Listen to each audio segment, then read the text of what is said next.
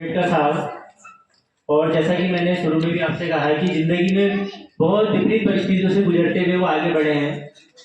एक छोटा सा वाक़या, वैसे तो वाक़ये बहुत हैं उनके बारे में, लेकिन एक छोटा सा वाक़या थोड़ा ज़हन में है। जब बाबा साहेब छोटे थे, मतलब 6 साल के, जो उच्च वर्ग के लोग थे उनके बच्चे जहाँ पे चप्पल खोलते थे उसी क्लास में सबसे पीछे, वहाँ पे बाबा साहेब को बैठा दिया जाता था और बाकी बच्चे सबसे आगे बैठते थे क्लास में। और ये सबसे पीछे दरी भी ये घर से ले जाते थे, इनको दरी भी अलाउ नहीं थी, और ये उल्टा मुंह करके उधर की तरफ को देखते थे, और खाना भी मतलब बाकी जाति के लोग इनको अपने साथ बैठा के नहीं खिलाते थे। और जब इनको पानी दिया जाता था तो उस विद्यालय में जो चपरासी था वो दूर से ही इनको पानी देता था इनके बर्तन में। तो इतनी बड़ी जाति प्रथा चलती थी उस टाइम पे, देखो। तो इन्होंने काफ़ी बायोग्राफी लिखी है अपनी। तो अपनी बायोग्राफी में जो इन्होंने आत्मकथा लिखी है उसमें इन्होंने ये भी लिखा है कि नो पियोन नो वाटर, मतलब जिस दिन पियोन स्कूल नहीं आता था उस दिन इनको पानी भी नहीं मिलता था।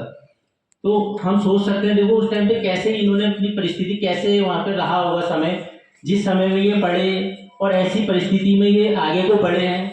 तो इनका जीवन काफ़ी कष्टदायी भी रहा और अपनी सफल भी रही है अपने उसी जीवन में। तो हमें इनके जीवन से काफ़ी प्रेरणा भी लेनी है, ठीक है। हमें इनसे जीवन से काफ़ी कुछ सीखना भी है और जीवन में इसी तरीके से हमें कठिनाइयों का सामना करते हुए आगे बढ़ना है। बेटा कार्यक्रम को सको तो समझो दिल भर कहानी, जितना भी तुम समझोगे उतनी होगी हैरानी। अपनी छतरी तुमको दे दे कभी जब से पानी, नए बिके में बेचोगे तो चीज है ये पुरानी। फिर भी दिल है हिंदुस्तानी, फिर भी दिल है हिंदुस्तानी। थोड़े अनाड़ी है थोड़ी खिलाड़ी, जुगनू पे चलती है अपनी गाड़ी। हम प्यार चाहिए और कुछ पैसे भी, हम ऐसे भी हैं हम हैं वैसे भी, हम लोगों को समझ सको।